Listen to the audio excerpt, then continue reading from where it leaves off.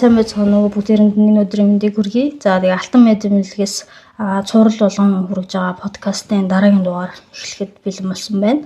За тэгээд өнөөдөр хөтлөгчөөр Ганзай Амины би хамтран оролцогчоор маань манай Алтан медиамлэгийн үүсгэн байгуулагч Алтан Ундагамжтай ярилцсанаа.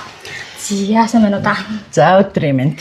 За өнөөдөр хоёулынгийнх нь ярилцах сэдв бол яг нурууны мөрөлт гэдэг сэдвийн хүрээнд түүний эмчилгээний талаар юм цогц ойлголт өгөх байдлаар явах юм. За ер нь нурууны мөрөлт гэж яг юу вэ? Эсвэл зөвхөн гадаад үзмжинд нөлөөлөд байгаа эмгэг юм уу? Эсвэл дотор эрхтэнд хүртэл нөлөөлж болох үс юм аюултай эмгэг байгаад байгаа юм гэдэг талаар эхлэх хөө. За хүний нуруучин бол ингээл одоо хүзүүний 7, сэрний 12, бүсэлгийн 5, ууцны 4, 5 нугалам. Тэгээд эдгээр чинь бол ерөөсө ууцсан дээрээ бүсэлгийн дээрээ сэрэн дээрээ хүзүү гэдэг ингээд босоо тэнхлэгт яг нэг шугамд оршиж байгаа хэвээр. Тэгтэл нөгөө нэг шугамд биш аль нэг тийшээ хазаахыг бид нар склероз буюу хажуугийн морилт гэдэг монголоор хэлээд байдаг. Тэгээ энэ маань бол зөвхөн үзмжний төдий асуудал биш. Яг нэгдүгээр зэргийн морилт одоо 4 зэрэг болгодог байхгүй юу? Нэгдүгээр зэргийн морилт байх юм бол 5-аас 10 градус. 5 хүртэлх градусын морилтыг бол бид нар ангаах ухаанд ерөөсө энэ морилт биш тэгшин алдагдсан байдал гэж үздэг. Тэгвэл 5-аас 10 градусын морилтаа нэгдүгээр зэрэг, 10-аас 25 градусын морилтаа хоёрдугаар зэрэг, 25-аас 45 зарим ангиллаар 60 градусын морилтаа 3-дугаар зэрэг, за зарим ангиллаар 45-аас дээш бол 4-дугаар зэрэг, зарим ангиллаар 60-аас дээш бол 4-дугаар зэргийн морилт гэдэг ингээ үзчихэж байгаа. Тэгэхээр нөгөө мэдээч 1-дугаар зэргийн морилтын үед бол гадна талаас нь ажиглахад ч төдөөс их юм мэдэгдэхгүй нэг 5-аас 10 градус гэдэг чинь яг хүн баг зэргийн хазаацсан юм шиг харагдана. Бүр мэргэжлийн хүн харуул анзаарагдана. 2-дугаар зэргийн морилтаас өсвөлээд нэлээ их анзаарагдана. Ялангуяа 2-дугаар зэргийн морилт чинь 10-аас 25 градус гэж байгаа шүү дээ. 10 градус хэвэл баг зэрэг нэг 17-8-аас 25 градус хүрээд ирэхээр бас илт бас энэ мэдтгүү цаажиглагдаад ирдэг. За 3-4 зэргийн морилт бол ерөөсө хүн харахад ч одоо мэрэгжлийн бус хүмүүс хүүхдүүдийн морилтаа хүүхдүүдийн эцэг эхчүүд хараад ч гэсэн энэ манай хүүхэд морицсан байна гэдэг илт анзаарахаар болоод ирдэг. Энэ үед гоо сайхан нөлөөлөхөөс гадна одоо нөгөө нурууч морийнхаараа энэ цээжний хүндээ, хэвлийн хүндээ чи яг хоёр талдаа тэгшхэн хэмтэй байж хэвээ ажиллана да. Тэгтэл нөгөө тэгшхэн маань алдагдана. Дээрээс нь морилтыг дагаж явдаг хамгийн гол юм ингээ хүн тэнцвэрээ авахын тулд ингээ цээжээ юм уу аль биеийн хайлын хэсгийг мушгиж эргүүлдэг, эргэлт үүсэж эхэлдэг.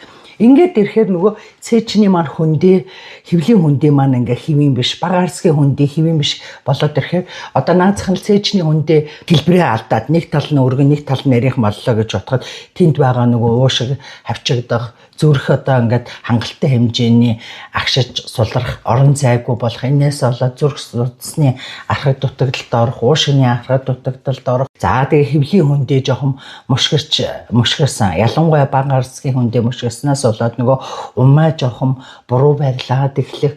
За энээс болоод нөгөө хүүхэд төрүүлэхэд жоохон асуудал гардаг. Хүүхэд чинь бүтэлтэй төрдөг, төрөхгүй удаадаг эсвэл одоо тооноос өгөөд ингээд хүүхэд золбохаад байдаг ийм ноцтой аюулууд гараад ирдэг болохоор энийг зөвхөн одоо гооцын хагны төдийгүй дотор явандаа хүндрээд ирвэл дотор эрхтэнд нөлөөлдөг ийм асар хохиролтой эмгэг юм аа л гэж ойлгож болох юм. За тэгвэл яг энэ нурууны морилтыг үүсгэхэд нөлөөлөд байгаа яг хүчин зүйлс нь юу гэдэг? Эсвэл яг удамшлын шалтгаантай энэ маань ингэж үүсээд байдаг юм уу? Эсвэл яг юм буруу зуршилтай холбоотой үүсээд байдаг ч гэдэг юм уу? Тиймэрхүү байдлаас тааруулж өгч байна. Ер нь аль шалтгаан байгаа. Удамшлын ягч бэ? Одоо буруу дадал хөвшлийн ягч бэ? Бүр ингээ гэмтэл бэртлийн шалтгаантай ч байх тохиолдол бэ. За удамшлын шалтгаантайд нь одоо нөгөө гений юм уу? Эсвэл хорон сумын өөрчлөлтөөс өдр болоод хүүхэд олон нугалмын эмгэгтэй байх тохиолдол байдаг. Одоо чинь тал нугалам гэж байдаг байхгүй юу? Ингээд яг тупыг ингээ бие биен дээр нь өрнөгээ төсөөлө боддоо. Тэгээ яг тэгшгүй өрөөд байвал энэ бол ингээд агүй сайхан тогтвортой дэшээ явна шүү дээ. Тэгтэл тэр дунд нь тэр хоёр тэгшин дөв дөрвөлжин топны дунд нэг тал топи ороод ирнэ боддоо. Тэгвэл яах вэ? Тэр тал топноос дээр байгаа хэсэг ингээд нураад энийг урд өрхөө яваад нураад унах магадaltaй шиг одоо тийм шалтгаанаар тал нугаламаас шалтгаантай мөрөлтүүд нэлээд байдаг. Тэгэхдээ тал нугалам цөөхөн одоо нэг хүүхдэд ганцхан тал нугалам байх тохиолдол байдаг. Тэгвэл яг мөрөлт үүснэ. Тэр тал нугалам чинь нугаламынхаа хажууд байх юм бол хажуу тийшээ мөрөч чинь хэрвээ нурууныхаа ард байвал эмгэг бүхтэр үүсчдэг байхгүй. Тэгтэл тал нугаламаас гадна олон нугаламын эмгэг гэж байна. Тал нугалам, залгаатай нугалам, одоо нэг нугаламын илгүү байх, сэрдэнгүүд нь гүйцэд хөгжөөгүй байх, хавирган дутуу байх гэдэг ийм бас олон нугаламын эмгэгтэй хүүхдүүд бас нэлээ их байгаад байдаг.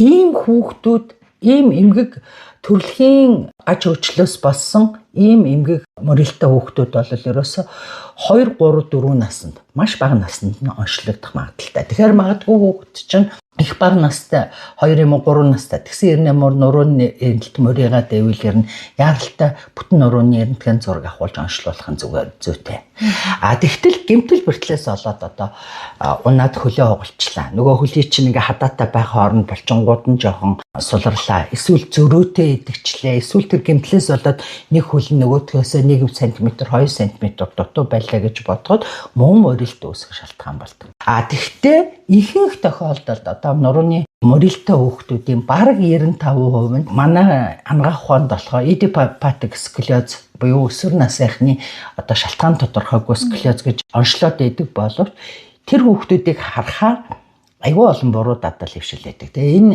idiopathic scoliosis-ыг бол бүр цаана бидний мэдэхгүй одоо нурууны ясны бүтцэд өөрчлөлтгүйгээ ген хромосомын асуудалтай нэг байж болно. Эсвэл тэрэн дэхтэй нөгөө нэг яг нугаламын гаж хөгжил үүсгээгүй цаагаараа юутай байж болно. Ямар нэгэн гений асуудал байж болно. Эсвэл хавсарсан ямар нэгэн өвчтэй байж болно. Ихэнх тохиолдолд бол ерөөсө буруу дадал хөвшлийн асуудалтай. Одоо ихэнх хүүхдүүд тэгшин суухгүй байна. Үзгээ буруу барьж байна. Сандал дээрээ суучаад нөгөө хичээл бичгтээ дэвтрээ буруу тавьдгаас болоод аль нэг тийшээ хазааж байна. Тэгээд айгүй олон хүүхдүүд саналаа наалж буруу суудаг, өрөөсөө хөл дээрээ зогсдог, цүнхээ нэг талдаа үрдэг гэдэг ийм олон янзын дадал хөвшлүүд нөлөөлөд. Зөвхөн хүүхдүүдийн дадал хөвшлээс гадна одоо гэртээ сууж хичээл хийдэг сандал ширээн хэвийн биш, сургууль дээр байгаа ширээн стандарт биш.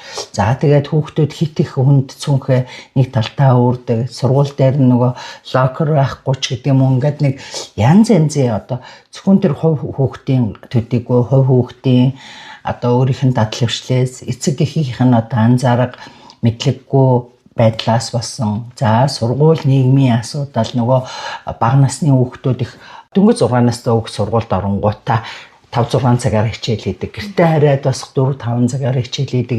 Энэ одоо нийгмийн асуудал хүртэл цаанаас олон юм нөлөөлөд байгаа. Тэгэхээр ингээл нээлээл нэг юм цогц асуудал руу яваад орж ийн л та тий.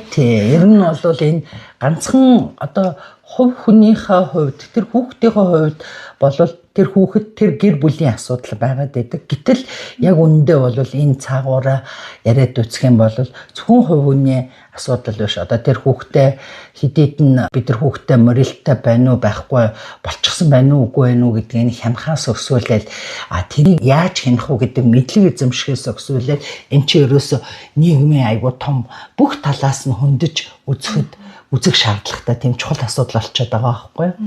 За тэгвэл эцэг эхчүүдийн зүгээс ер нь хүүхдээ хараад энэ нурууны мөрөлтийг одоо гэрээ нөхцөлд тэгж онцлох харгаж гэдэг юм уу хамгийн ихний байдлаар илэрх шинж гэдэг ч юм уу энэ талаас нь тайлбарлаж өгч.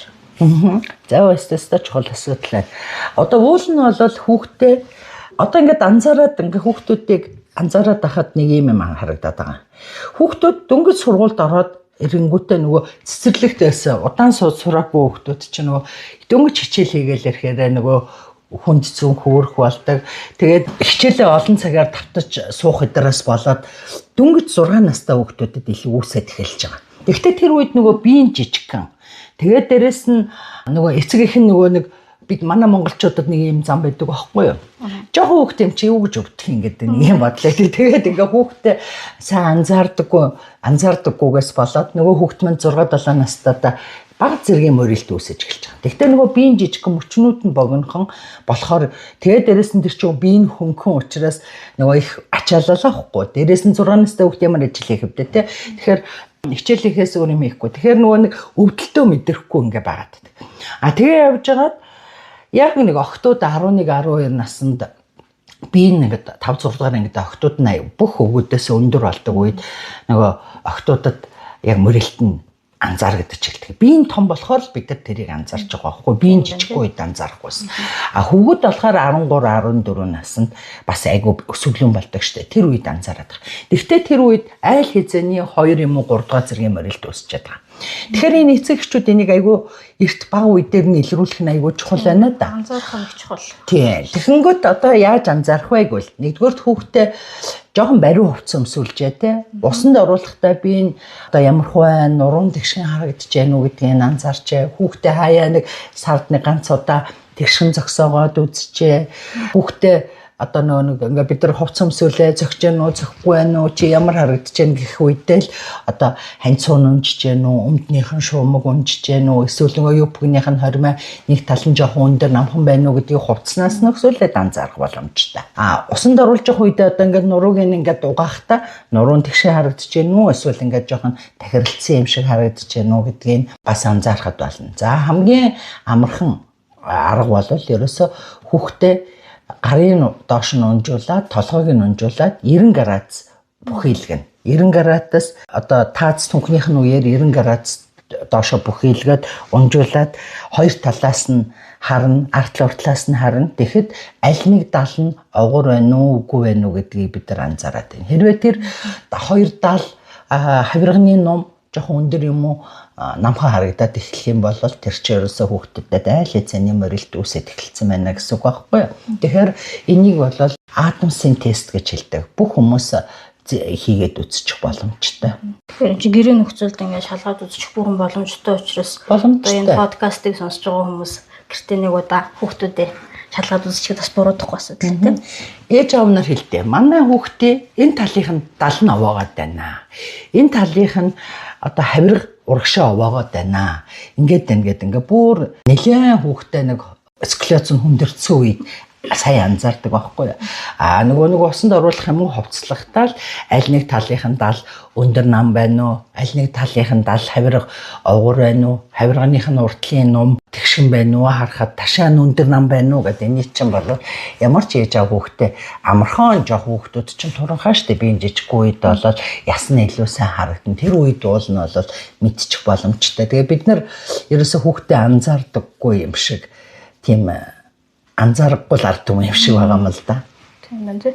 Энэ бол нэлээд л илт мэдэгдэхүйц далигаад эхлэхээр нь л анзаарч эхлэв. Тэгэхээр аль хязгааны хоцорсон байдгийг жаахан муу олчаад байна тийм. За сүүлийн үед манай эмнэлэгт хандаж байгаа хүмүүсийн нурууны морилттэй хүмүүсийн одоо залуу наснд тохиолддог ч гэдэг юм уу хүүхэд залуус тохиолдож байгаа гэд одоо ингээд мэдээлэлтэй байна шүү дээ. Тэгэхээр энэ өвчлөл ер нь залуужж байгаа харагдаж байна уу танд? Ер нь бол хүүхдүүд илүү их нэг морилттай эмнэлэгт ханддаг. Мэдээж хэрвээ тэр нь засагдахгүй бол настай залуучууд ч тэр настайчууд ч гэсэн морилттайгаа л насан туршаа үлдэнэ гэсэн үг шүү дээ. Тэгэхээр морилт бол бүх насныханд илүү байна. Тэгвэл хүүхдүүдэд илүү их онцлогдоод байдаг. Одоо ирж байгаа хүүхдээ үзүүлэх гэж ирж байгаа л бол ер нь бол морилтыг анзаарсан ээж аав нар л хүүхдэд дагуулж ирдэг. Тэгэхээр ер нь хүн амын 3% нь морилттэй гэж үздэг. Зүгээр манай Монголын хувьд одоо энэ нөгөө амьдралын буруу дадал явшил тэгээд энэ нөгөө сургуулийн ширээс сандралын стандарт одоо ингээ янз янзын юмнаас болоод тэр 3%-аас илүү байх шиг байгаа. Өнгөрсөн жил бид нар сколиозын эсрэг олон улсын хурал зохион байгуулсан эмч нар зориулсан онол практикийн хурал зохион байгуулад тэгээд тэр хурлаас өмнө нийслэлийн 12 дугаар дунд сургуулийн 1-ээс 12 дугаар ангийн 340-50 хүүхдэд үзлэг хийсэн байхгүй. Тэгээ ер нь хүн амын 3% гэдэг чи одоо нэг 100 хүүхэд үзлээ гэж бодоход тэр дунд нэг 3 хүүхэд л морилттай байна гэсэн үг шүү дээ. Тэгсэн чинь одоо бид нар тэр хүүхдүүдэд анзаараад хоёр тал биеийг ажиглаад нуруугийн тэмтэрч үзээ. Тэгээд ингээ гурван талаас нь зүгээр фото зураг авч одоо нөгөө тэгшимийн хэмийн тогтоогоод тэгээд сколиометрээр хэмжээд үзэхэд ерөөсө 100 хүүхдэд баг 1-р зэргийн морилттай баг 10-аад хүүхэд. За 2-р зэргийн морилттай 3-4 хүүхэд. 3-р зэргийн морилттай байх гэмээр нэг хүүхэд оногдоод байгаа байхгүй. Энд чи юу хэлээд байна гэхлээр л ерөөсө 100 хүүхдээс 15% нь ямар нэгэн хэмжээний морилттай байна. За тэрнээс 2 3 дугаар зэргийг бид нар одоо хүнд гэж бодох юм бол бараг 5% нь нэлээд хүнд зэргийн морилттай байна гэсэн бараг цагаар статистик гараад байна шүү дээ тийм. Ер нь бол энэ статистикийг хийхин тулд бүр үндэсний хэмжээний том ийм степ судалгаа хийх хэрэгтэй юм билээ. Тэгээд манай Монголд хийгдсэн ямар судалгаа байхгүй тэгээд яг чинар хуваарай ч юм уу эсвэл одоо ингээд эмнэлгүүд ингээд жижигхэн судалгаанууд хийгээд үздэг. Тэгээд яг бүр ингээд нэг 1000-аас дээш хүн хамруулсан энэ төр судалгаа ерөөсөө байдаггүй байхгүй юу. Тийм. За бас л ингээд нэг цогц асуудал гарч ирж байна тийм. За ингээд хүүхдүүдээ ер нь уран мөрийгаад гээд эцэгчүүд мэдчихлээ. За тэгээ эмнэлэгт хандлаа. Тэгээ тэр тохиолдолд ер нь нурууны өдөр морилтын зэргийг яаж тогтоодیں۔ За тэгээ эрентгийн шинжилгээгээр яг онцлог нач холбогдолтой байд юм уу? Эсвэл өөр бусад нарийн шинжилгээг заавалж хийх шаардлагатай юм уу? Ер нь юм шинжилгээнүүдийн давуу тал нач холбогдлын талаар та нэг тайлбарч өгч. За ингээд нөө хүүхдийнхээ морилтыг үзүүлэх гэсэн юм тань тэгээд ингээ эцэгчүүд утасдаг байхгүй. Утастангуудаа одоо эрентгийн хортой үсттэй. Тэгэхээр одоо би хүүхдэд эрентгийнд харуулахгүйгээр онцлуулмаар байна гэдэг. Тэгтэл нөгөө одоо тэр склерозын зэргийг тодорхойлдог гол шинжилгээ нь болохоор эрентгийн бүтэн нурууны эрентгийн. Зарим эцэг эхчүүд зөвхөн ингээд нэг сэрнийхэн ч юм уу хэсгийн уушгины зураг барьж ирчаад тэгээд одоо би хүүхдийнхээ морилтыг тодорхойлуулна гэдэг. Тэгтэл нөгөө хүүхд чинь тэр ихэвчлэн одоо хүүхд нь ханаа түрээд юм уу нэг хатгаан авсан болоод уушгины зураг авахулахаар би уушгины зураг авахулаа морилттай гэдгээ мэдсэн хүүхдийнхээ морилтыг мэдсэн гэд ингээд ирдэг боловч уушгины зураг бол яг нөгөө нэг морилтыг бүрэн тодорхойлох шинжилгээ биш юм байна. Тэгээ зүгээр хэсгийн одоо ганцхан сэрний юм уу ганцхан бүсэлхийн хэсгийн зураг биш. Одоо хүзүү, сэр, бүсэлхийг нэлэгхүүд нь хамарсан залгаагүй бүтэн нурууны зурган дээр хуулж ээж нөгөө энэ маань C хэлбэрийн морилт юм уу, S хэлбэрийн морилт юм уу, эсвэл бүр нөгөө W шиг хэлбэртэй морилт юм уу гэдгээ тодорхойлдог. За тэгээд тэр хэсгийн аль нь их морилт вэ, аль нь бага морилт вэ? Их морилт гэдэг нь эхэлж үүсэн морилт, бага морилт нь тасан зохицох зорилгоор тэнцвэрээ хадгалах зорилгоор үүсэн дараагийн морилт байхгүй юу?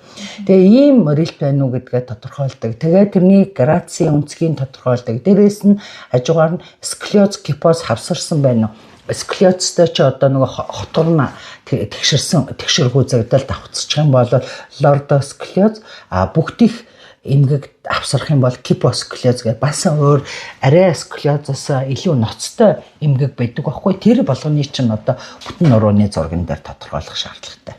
Тэгэхээр ерөнхийдөө бол нөгөө нэг эрентгээний одоо бүр илүү хортой тунгаж байдаг шүү дээ. Хүүхэд жилд нэг удаа эрентгийн зураг авахулахад зүгээр аль болохоор эрентгийн туяагаар баг авах гэж оролдож байгаа болоо бид нар ингээ хичээх шаардлагатай боловч нөгөө эрентгийн туяад жилд нэг удаа хордохгүй гэж айдаг тэр эрсдлээс хүүхэд мөрийн эрсдэл нь илүү ноцтой асуудал болоод явж байгаа учраас одоо жилд нэг удаа бас хэтэрхгүйгээр бүтэн нурууны эрентгийн зураг авахулах шаардлагатай. Тэгэхээр эхнээсээ авахулаад тал биш тал хэсгийн зураг авахулахгүй бүтэн нурууны зураг авахулчих нь илүү чухал. Манай зайсан согны хайрхан салбаруудад яг бүтэн нурууны эрентгийн зураг авдаг. Тэгээд одоо бараг 2 жил шахуу авч байгаа. Тэгж болно. Тэрнээс гадна хэрвээ тал нугалам юм уу нөгөө олон нугалмын гач хөгжил тодорхойлох юм бол энэ заавал компьютер томограф хэрэгтэй болдог. Тодосоогчгүй CT хийлгэнэ гэсэн үг. Ийм 3 шинжилгээ ер нь заавал хийлгдэг. Тэгээ бүтэн нуруугаа ахуулж ижил тэр морилтын өнцгүүдийг сайн хэмжих шаардлага үүсчин гэсэн үг ахна шүү дээ. Ер нь бол бодит үзлэг бүтэн нурууны эрентгийн зураг шаардлагатай зарим хүүхдэд CT хэрэгтэй л гэсэн үг. Зя нурууны морилтын тухай ерөнхий ойлголт. За тэгээ онцлогооны тухай ойлголцоо. Одоо эмчилгээ рүү гарыг гэж бодож байна. За тэгээд эмчилгээнд одоо корсет буюу одоо консерватив эмчилгээгээд хэрэгж байгаа шүү дээ. Тэгэхээр нурууны морилтын үед одоо корсет зүүх нь одоо ямар тохиолдолд яг корсетыг зүүгээд байгаа юм. Тэгээ яг энэ эмчилгээ нь морилтын ямар үед нь ер нь зөвлөд байна вэ? Ер нь бол нөгөө 4 зэрэг болгодог гэж битээр ярьсан шүү дээ. Нэгдүгээр зэргийн үед бол дэлхийн нийтээр идэвхтэй хүүхдэд ажиглал дасгал хөдөлгөөн хийлэг гэж хэлдэг. За, хоёрдугаар зэргийн морилтын үед бол одоо нөгөө консерватив эмчилгээнүүд болох одоо нөгөө нэг хүнд зэргийнх нь жоохон 2 дугаар зэргээс ихсэн 18-аас дээш градусын үйл нөгөө гол консерватив эмчилгээ болох корсет, нурууны мөрөлтийн эсрэг корсета зүү. Дээрээс нь багавтар байх юм бол одоо бусад одоо альтернатив эмчилгээний аргууд болох нөгөө барай, бомб одоо бусад сэргээн засах эмчилгээнүүдийг хавсарч хийгээд дасгал хөдөлгөөн хий гэж хэлдэг. 3 дугаар зэргийн мөрөлт буюу 25-аас 45 градусын мөрөлтийн үед бол ерөөсөө нөгөө нурууны мөрөлтийн эсрэг корсет зүүх ёстой. Корсет бол ерөөсөө онцгой эмчилгээ. Яг тэгвэл корсетыг бэлэн худалдаад аваад зүүчдэггүй.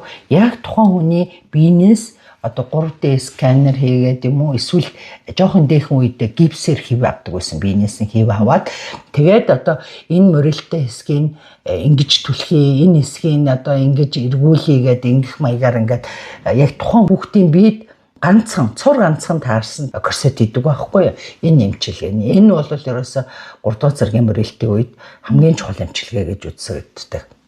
За тэгээд энтэйгээ хамсраад нөгөө нэг дасгал хөдөлгөөн хийн. Дасгал нь зүгээр нэг дасгал шороотын дасгал гэж тусгай дасгал байдаг.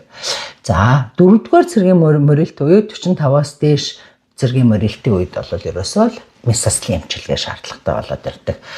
За месослин эмчилгээндээ бол одоо нөгөө бэхлэгээ хийх месосл голцоо хийгдэг. Яг нь тэр нь одоо нөгөө нэг бас тэр бэхлэгээ хийх месосл чинь хөгжөөд жоохон хуучин технологиор сүүлийн үеийн бас янз янзын шин технологиудаар нэвтрээд ингээд юу яаж байгаа нэлээд сайжирч байгаа. Гэхдээ Монголд манай гэмтлийн эмнэлэг хийдэг, яг хуу харьцангуй цөөхөн хийдэг, мэдээж бас нөгөө нэг тоног төхөөрөмж дутагдaltaй байдаг. Дээрээс нь одоо мэдээж энэ чинь маш том одоо баг бүх нурууг хамарсан морилтыг хийн гэдэг чинь тэр хүний амь насанд их эрсдэлтэй хагалгаа шүү дээ. Мэдээж энэ дээр бас дадлага туршлага юм хүн бас шаарддаг байх юм л манай Монголд бол харьцангуй хийгээд байдаг. Яг хуу тоног төхөөрөмж цагтсан одоо айгүй сайн хийдэг болно л гэж яригдчихлээ. Сэрний морилтыг 40 градус, бүсгэлхийн морилтыг 30 градус үед ерөөсө хагалгааны залт гэж үздэг байхгүй юу. Тэгэнгүүт одоо нөгөө чинь тал нугламтай хүүхэд байх юм бол тэрийг бол бариагаар зүгээр болгоно гэж ерөөсө байхгүй шүү дээ. Би тийм тохиолдлууд байдаг. 32 настай нэг хүүхэн ирж ирсэн над дээр үзүүлэхэд. Би тэгэл бариа хэлгээд байгаа нэг л улам мөрийгээд юм гэсэн чинь тал нугламтай. Тэгээд тэр тал нугламаа мэдхгүй ингээ зүгээр яг би гоён хөөрөөд овоогоод байна, мөрийгээд байна гэл ингээ яваад байсан чинь баг 10 хэдэн жил тэгээ цаг алдаад явцсан. Тийм тохиолдол гарч ирсэн. Тэгээд өнгөрсөн жил хагалгаанд орсон.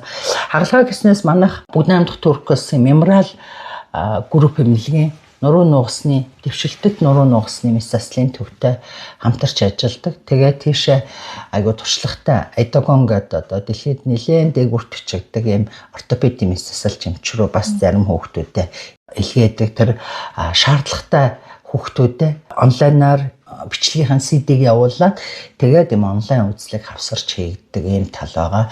Ер нь энэ 6 сард Айдагон эмч маань бас Монголд ирж бас нэг удаа ажиллах ийм төлөвлөгөөтэй байгаа. Ер нь бол бид нар өнгөрсөн жилийн сколиозын хурлын үеэр жил болгон 6 сард Монголд нэг удаа ирж одоо сколиозын эсрэг одоо хамтарч ажиллажээ гэж ингэж хэлцэж тохиролцсон байгаа. Тэгээд энэ 6 сард Айдагон эмч маань ирэх учраас за бүр хагалгаа шаардлагатай 3-4 зэргийн мөрөлттэй хүүхдүүдийг бид нар 6 сард ирэхэд нь бол Айдагон эмчид үзүүлж өгч болох юм байна. Танаас асуухчсан та сая яг дурдлаа. Нөгөө уламжлалт ингээд гипсээр хийдэг корсетийн төрлүүдээс байгаад шүү дээ. Энэ одоо ч гэсэн ер нь хийгдээд явж байгаа юу? Бас одоо манай дээр хийж байгаа илүү нөгөө дэвшилтэт технологиор CAD/CAM гэдэг одоо юм загвар ашиглаж хийж байгаа бас юм корсетүүд байгаа шүү дээ. Та энэ хоёрын хооронд ялгаа, давуу тал, сул талуудыг нэг дурдж өгч. Хүүхдээ ингээд биеийн гадна талаар гипсэнд дүрсэн энэ марлаар ингээд ороож жоод хив гаргаж ингээд жоохон эртхэн үедээ тэгж хив авдаг байсан байхгүй юу. Одоо бол дэлхийд даяар ерөөсөө энэ технологиг ашиглахгүй 3D сканер хийдэг болцсон. Энэ нь ямар ч нөгөө алдаа мадаггүй биеийн хэмжилтийг авдаг. Тэгээд дээрэс нь бүтэн нурууны зураг, дээрээс нь шаардлагатай бас хит хэдэн хэмжилтүүд хийгддэг. Ер нь бол яг ийм 3D сканераар хэмжилт авсан нөхцөл нөгөө корсет маань хүний биед таарах нь илүү чухал. Тэрний чинь нөгөө нэг гол нь энэ хэмнэдээ таарсан байх биш. Тэр хивийн яаж одоо өөрчлөх юм бол энэ хүүхдэд ямар хэв загварын корсет таарах юм. Загваруудын аль нь илүү тохирч бидэнд тохирох юм. Дээрээс нь тэр корсетийг одоо морилтын засахын тулд биеийнх нь аль хэсгийг түлхэж жоохон тэгшилж өгөх юм. Аль хэсгийн эсрэг тал руу түлхэх юм. Аль хэсгийн урагшаа биеийнх нь аль хэсгийг арагшаа жоохон эргэлтийн засах зорилгоор түлхэж өгдөг гэх үгээд тооцоолын хийх нь хамгийн чухал байхгүй. Тэгэхээр хэв авах хэмжих нь бол маш амархан ажил. Ганцхан термометр тооцоолол тэрийг одоо гоё хүний биед тохиромжтой эвтэйхэн хийх тэрийг нь тохируулж хүн хамгийн чухал асуудал гэсэн үг. Тийм байна. За яг манай нөгөө нэг хөдөлмөр нийгмийн хаалгамгааллын яамны дэрэгдэх тэр мэрэгжлийн сургалт үйлдвэрлэлийн төв хөгжлийн бэрхшээлтэй иргэдийн хөгжлийн ерөнхий газар гэдэг юм байлаа шүү дээ. Тэрний хажууд байдаг ортез үйлдвэрт бол хийдгээ. Гэхдээ нөгөө нэгдүгээрт нөгөө тогтмол ажилдаг мэрэгжилтэн байхгүй, хоёрдугаарт мэдээж улсын үйлдвэр юм чинь бас нөгөө нэг одоо тоног төхөөрөмж материал хэрэгслийн дутагдaltaй тал энэ төр гэдэг юм байна шүү дээ. Тэрнээс болоод ингээд яг юм одоо зориултын тийм хуванцар корсет хийгдэх нь айгүй ба ширэн корсет 250,000 төгрөгөөр хийгдэв юм байлээ. Тэгээд манай нэг эмчлүүлдэг байсан нэг хүүхэд 3-4 жилийн өмнө тийм ширэн корсет хийлгэсэн. Тэгээд би тэр хүүхдийн зүйлснээс хараад ерөн ширэн корсет өөрөө тийм айгүй морилтыг засах тал дээр нэг тийм сайн тусалж чаддгүй юм байна гэсэн тийм юм анзаарагдаад байдаг байхгүй. Тэгэхээр ер нь корсет хэрвээ хүүхэд чинь багавтар одоо нөгөө бүр юм 4-5 дугаар зэргийн морилт 4 дугаар зэргийн морилт болчоогүй 3 дугаар зэрэг дээр явж байгаа. Эсвэл 2 дугаар зэрэг дээр явж байгаа. Тэгээ ялангуяа хүүхэд чинь 10 наснаас дотогш болоод мөрөөсөө хойно тэгшлэх гэж юусоо оролдож болохгүй шүү дээ, тийм үү? Оролдоод ч үр дүн байхгүй. Арцэг нурууны барианд бараг 100 удаа явлаа, 200 удаа явлаа. Одоо янз янзын барианд курс хэмжлэгээр явлаа. Ерөөсөө засагдахгүй байна гэд ингээ хүүхдүүд ирдэг.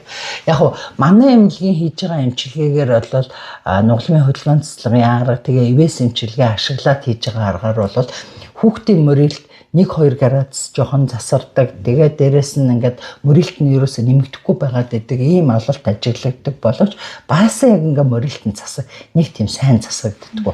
Тэгэхээр ерөөсөө хүүхдээ бүр хааштай нэгэнт одоо мөрөлт засагдахгүй гэж тооцчих бараг болчгоор байна шүү дээ. Тэгэхээр тэр мөрөлтийг бүр хүндрүүлэхгүй баг дээр нь хүүхдээ 1-2 дугаар зэргийн мөрөлттэй байгаа үед нь л засаад авчих юм бол одоо корсет сүлгээд засаад авчих юм бол ерөөсө дахиж тэр хүүхдэд хагалгаанд оруулна гэдэг юм уу эсвэл хүүхд чинь насан туршаа морилттай явна гэхгүй энэ хамгийн чухал зөв арга байхгүй. Энэ түрүүнээс хойш 10 нас гэж дурддагдаад шүү дээ. Тэгэхээр энэ 10 нас гэдэг байгаа нь яг ямар ач холбогдолтой нөгөө ясны өсөлтийн бүс энтертэй холбоотой болоо явчихж байна. Хэрвээ тийм юм бол насанд хүрээд нурууны морилт нь онцлогдсон тохиолдолд насанд хүрсэн хүмүүсийн нэмжлэгээний корсетыг ер нь зүүж болох юм уу? Энэ тал дээр та. Ерөөсөө энэ ортопедийн шинжилгээ ухаанд юу гэж үздэг вэ гэхээр хүүхэд бүрэн ясчаагүй. Яс нь ингээд уян хатан, үе холбоо нь уян хатан нэг 10-аас 11 нас хүртэлх хүүхдүүд корсет зүүхэд хамгийн их хурдан морилтын засарна гэж үздэг. Гэхдээ нөгөө манай Монголд нэг жоохон буруу юм байгаад байгаа. Нөгөө бид нар 7-8-аас 10 насны хүүхдэд анзаарахгүй морилтыг мэдэхгүй байж байгаа л нөгөө түрүү нэг октод 11-аас 12 хүүхэд 13-аас 14 наснд корсет их морилттэй болчиход байна гэж байгаа шүү дээ. Тэр үед аль хэзээний нөгөө хүүхдүүд ясчихсан. Октодын биений өмнө ирлээ болол одоо ингээд нөгөө ясчлалт нь ингээд гүцчихлээ гэж үздэг. Хүүхэд 13-аас 14 наснд яг ясчаад гүцчихлээ гэж үздэг. Тэрийг бид нар нөгөө бүтэн нурууныхаа зурган дээр одоо нөгөө арцгийг бүрдүүлж байгаа нөгөө ташааны ясны ирмэг байгаа шүү дээ. Тэрэн дээр тодорхойлдог байхгүй юу. Тэгээд хэрвээ одоо бүрэн ясчаагүй 10 нас хүртэл хүүхэд бол одоо ерөөсө тэр бүсэн тэр чигтээ ясчаагүй байж байгаа. Ийм үед хамгийн чухал. За тэгээ яг нэг 11 нас хүрэхэд нөгөө ташааны ясны чинь ирмэг тал нь ясчихсан, тал нь ясчаагүй үед бол үцлэг хийхэд нөгөө биений уян хатан байвал тэр бас корсет нөлөөлөх боломжтой. Октод биений юм нэрлээ хүүхэд 13 нас хүрэхээр ясчихсан. Нөгөө корсет бол баг зэрэг нөлөөлнө. одоо бүр ямар ч хэсэн нэмж мөрөхгүй бас одоо тэр хүүхдийн уяатан байна уу, хажуугаар нөгөө дасгалаа хийж гэнэ үү, нөгөө амьдралынхаа дадлын хвшлийг хэр зөв болгож гэн бид нар корсет хийсэн хүүхд болгондоо зөв суух талаар зааж өгдөг. Тэгээд тэр дадлын хвшлээ хэр сайн гэдгээс хамаарат ер нь бол баг зэрэг засагдана. Ямар ч хэсэн юугүй. Ер нь ийм асуудал байгаа. Мөрөлттэй л бол хүүхэд жилд 3-4 градус нэмэгддэг. Тэр тоо ингээд эмчнэр хүүхдүүд одоо насан туршигээрээ энэ хүүхдийн мөрөлт хурдан нэмэгдэхгүй гэж хэлээд байдаг. Хэрнээ насан турсан одоо 25 26 настай хүмүүсийн хүртэл энэ жилийн бүтэн нурууны зургийг дараа жил авахлах бүтэн нурууны зурагтай харьцуулахад нэг 3-4 градус нэмэгдсэн л байдаг.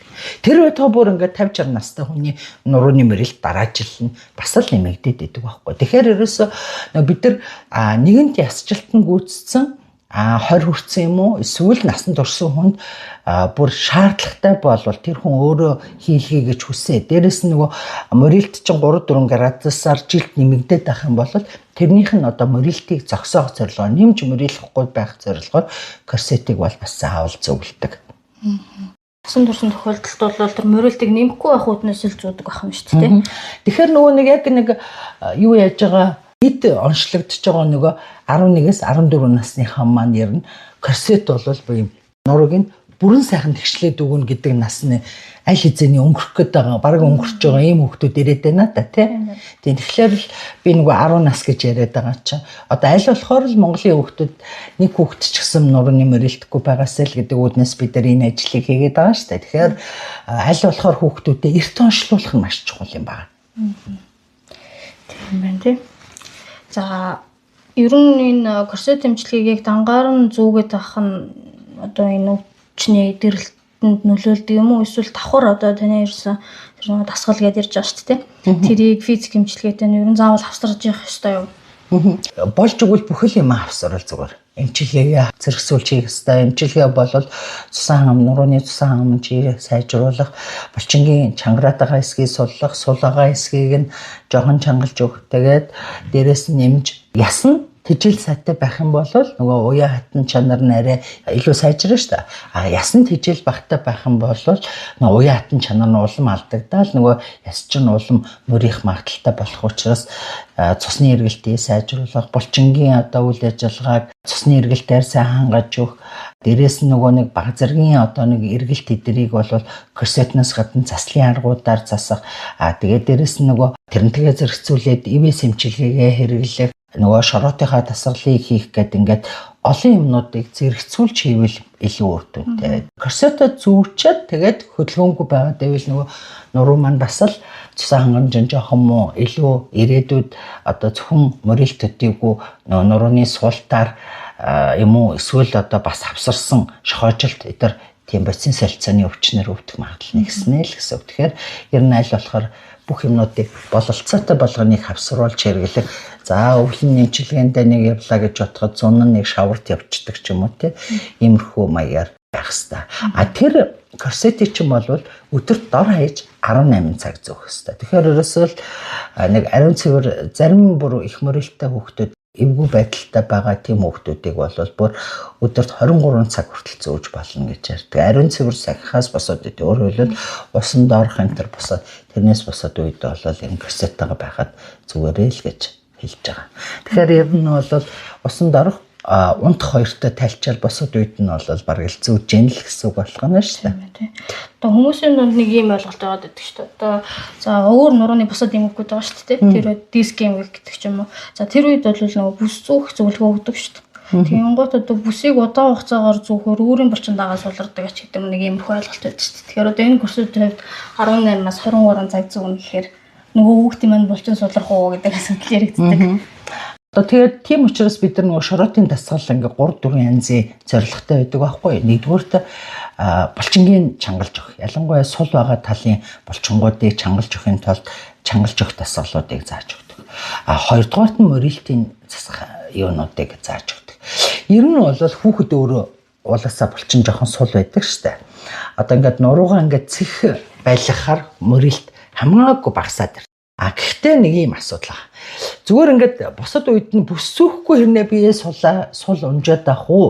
Эсвэл нуруугаа цэх байлгаад нөгөө корсетийн дурсламжтайгаар нуруугаа цэх байлгаад одоо нурууныхаа булчин чанга байлгах уу гэдэг хоёр чинь бас хоёр асуудал шүү дээ.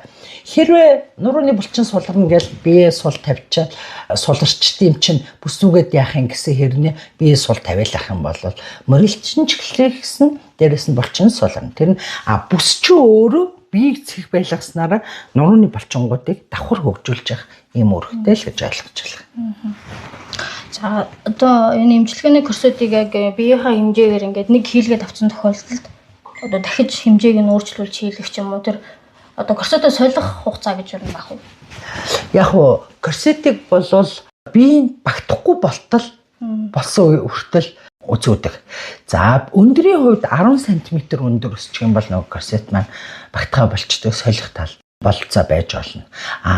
Ихэнх 13-4 настай хүүхдүүд 12-3-4 настай хүүхдүүд чи өндөр нь нэг тийм айхтар их өсгөөргүй 10 см өсгөөргүй байж байгаа байхгүй. Тэгэхээр корсетонд нэг яран нэг 2 жилийн дотор болол таарха болчихно гэсэн юм ерөнхийдөө баг.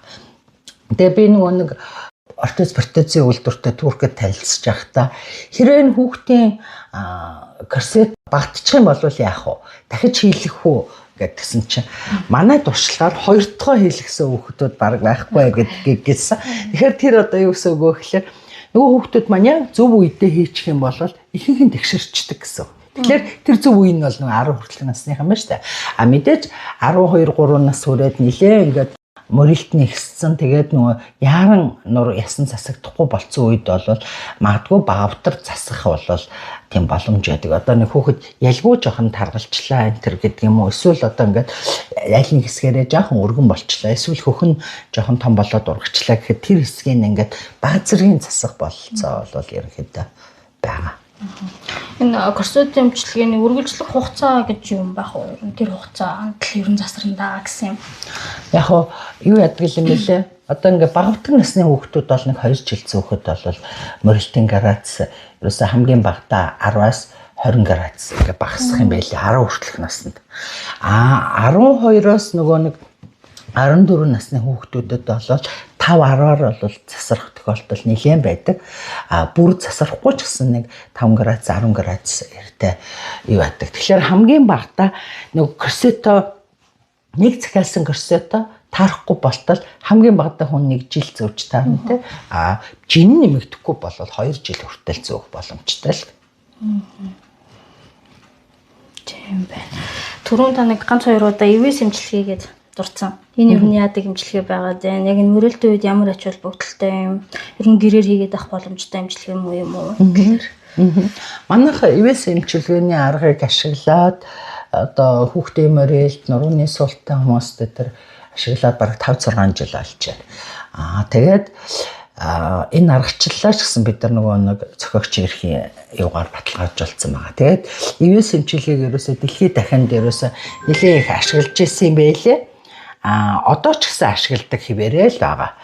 Тэгээд энэ ивэс эмчилгээг юунд ашиглаад идэгвэ гэхээр нурууны нөгөө эргэлтийг нь засах, мөрөлтийг нь засах, хотгор бүдгэрийг бий болгох зорилгоор хэрэгэлдэг. Ер нь бол хүндээ заагаад өгчдөг хүн одоо бидээрээ өөрөө мэдээд одоо ингээд өдөр болгон тавиад байдаг. Ер нь бол бид нар мөрөлттэй хүүхдүүдэд эргэлт засах зорилгоор бол 3 сар тутамд нэг удаа хянуулаарай гэж хэлээд ивэснийхээ аргачлалыг зааж өгдөг. Одоо нурууны суулттай чинь бүсэлхийгээрээ хотгоргүй болчоод нурууны өвдөд байгаа хүнд бол жилийн турш хэрэглээрэй гэж заадаг. 1 жил хэрэглэсэн байхад нуруунд нь хотгор үүсчих юм бол нөгөө нурууны өвчнөр өвдөх магадлал нь багасна гэсэн. Тэгэхээр ер нь бол манай эмнэлэгт эмчилүүлж үтсэн хүмүүс бол дор хаяж л 1-2 янзын ивэс хэрэглээд үтцсэн байдаг. Өөрсдөө тэрийгэ гэртээ ашиглаад сурцсан байдаг. Яг нэг юм асуудал өгдөө. Манай монголчууд ч нөгөө Монголын үйл 3 хоног гэчээр хэсэг зур ингээд эхний одоо мөрөлтөө хүүхдүүд ихтчил эхний 1 сар айгу итгэвтэй. 2 дахь сараас ингээд сулраал, мартаал, заримдаа завгүй гээл За ээж аав нь эвээсээ хийсэн юм гэл тэгэхээр хүүхд чинь заримдаа залхуураа хийсэн гэчдэг. Ингээд нэг мэтгэхэд нэг 2-3 сарын дараа эвээс хийхэ болчдөг тал байдаг байхгүй. А яг эвээсээ хийгээд байгаа хүүхдүүдэд бол нөгөө далных нь овгор багассан, хавирганых нь овгор багассан ингээ мөрн нөгөө ташаан өндөр нам байсан чинь гайгүй болцсон. Мөрөлтийнх нь градус ингээ хамаагүй багассан тийм үр дүнгууд харагддаг. За ингээд ер нь нурууны мөрөлт, за мөрөлт үед хийгдэх хэмжлэгээнүүдийн талаар нэг цогц сайхан ойлголттой болчлоо гэж бодоод шүү дээ. Тэгээд ер нь бол нурууны эрүүл мэндэд анхаарч байгаа хүмүүс энэ подкастыг сонсож байгаа болоо гэж бодож байна. Тэгээ хамгийн сүүлд танаас ер нь энэ сонсогчдоо одоо зөвлөх хамгийн юм чухал зөвлөгөө юу вэ? Миний зүрх мө би зүрх хамгийн чухал хэрэгтэй ингээл ингээд зарим нь одоо элэг чухалч гэдэг юм уу зарим нь бөөр аягүй чухал гэл ингээл ярьдаг. А тэгтэл нуруу маань хамгийн гол одоо тэр элгийг бөөрийг зүрхийг удирдах яадаг нөгөө мэдрэлийн систем гэдгийг чи хамгаалж идэг гол үргийг л одоо энэ гавлын яс нуруу маань хариуцж байгаа юм шүү дээ. Тэгэхээр хэрвээ нуруу гэмтгэл юм болвол нуруу ямар нэгэн хэмжээгээр буруу байрлалд орох юм болвол нурууны үе хоорондын зай ойртох юм болвол нөгөө мэдрэлийн систем чи хийм бош болоод ирэхээр бусад эрхтэн системийн өвчнүүд заавал дагалдаж гарч эхэлдэг. Тэгэхээр ерөөсө нуруугаа харилцах нь айгүй чухал юм. Тэгэхээр нөгөө хамгийн бага наснд үүсэж болох эрсдэл бол нурууны мөрөлт. Тэгэхээр мөрөлтөө сэргийлэг тэгээд насанд хүрсэн гэвэл яг нурууны жоохон ингээд нэг 20-30 гараад ирэхээр мөрөлттэй хэрнээ нөгөө нуруу чинь ингээд яг тэгшин бийжж голтон байгаа нууснаас салаасан мэдрэлүүд аль нэг талдаа авчил удахгүй юм да. Тэнгүүд 20 наснд хүрээд ирэхээр нөгөө нуруу хазаалтай байгаад тахаар нөгөө нурууны чинь мөрөлтөөсөө болоод нэг тал руу хазаагаад тахаар хазаасан талдаа мэдрэл нь авчуулагдаад жирв чи нөгөө тал руугаа түлхэгдээ жирв чи эмгээг үсэт эхэлж байгаа. За тэгээ ингээ явж идэл одоо нэг 50 хүрээд төхөөд ирэхээр нөгөө шоожилт эхэлдэг. Ясны сэрэгжилт эхэлдэг. Яс ургалт эхэлдэг. Тэгээд нурууны мөрөлттэй дээр жирвчийн зүлхэлтэй тэгээд нөгөө эмгэг буруу бариллаасаа болоод нурууныг талтаа хуурсан эсвэл урталтаа дарагдлын хуурал ус эсвэл нэг талтаа айгүйх яс ургаа тэр яс нь одоо нөгөө мэдрэлээ тараад байгаа ийм одоо бүр хавсарсан олон янзын өвчнөд өөрөөр хэлбэл баг нурууны сүнэрл болоод эхэлж байгаа. Тэгэхээр бидний одоо ингээд нас агсан хойноо бид нар өвчнөө ингээд гинтхэн муудаад бүр ингээд эцсийн шатанд орсон үед нэмчгүүлэг ерөөсөө л хүүхэд байхад хүүхэд ч 2 3 настай байхад 5 6 настай байхад 9 10 настай нэг 11-ээс 15 наснд бид нар яг энэ үед л ерөөсөө нурууны эрүүл мэндийг аягүй сайн бодож хүүхдээ зөв сургаж зөв дадлыг зөвшөөрж зөв эмчлүүлж зөв цагт нь одоо мөрөлтийн засаж амжих юм бол ирээдүйд ажил хийх чадвартай амьдрал нь ч мэдээж нурууны мухаа харагдаж байгаа мөрөлттэй хүн хизээч аз жаргалтай байхгүй нь ойлгомжтой тийм үү? Сэтгэл санааны дарамттай байна. Мэдээж ажлын чадвар бага байна. Ийм олон юмнаас хамаарат байгаа учраас за одоо өөрсдөө насан турсан хүмүүс нь яг өөрсдөө нурууны өвддөг нуруу нь болохоо болцсон байж болно. Одоо өсвөр насныхныгаа ядахтаа тийм болохгүй тул бүр эртнээс хүүхдүүдэд бага байхаас нь анхаараасай л гэж боддтой. Тийм тийм. Хүүхдүүдээ өнөөдөр бүгд шалгах нь шүү. Тийм. Тэгэхээр нуруугийн ядахта бүхийлгээ тар хүүхдээ нэг удаа нөгөө нэг манай хүүхэд хөөрхөн байна уу гоё хөвцтэй нөө шээ. Тэр ерөөхдөө нурууныхын талаас манай хүүхэд тэгшгэн зогсож байна уу? Одоо биеийн одоо ижил хэсгүүд нэг төвшөнд байна уу?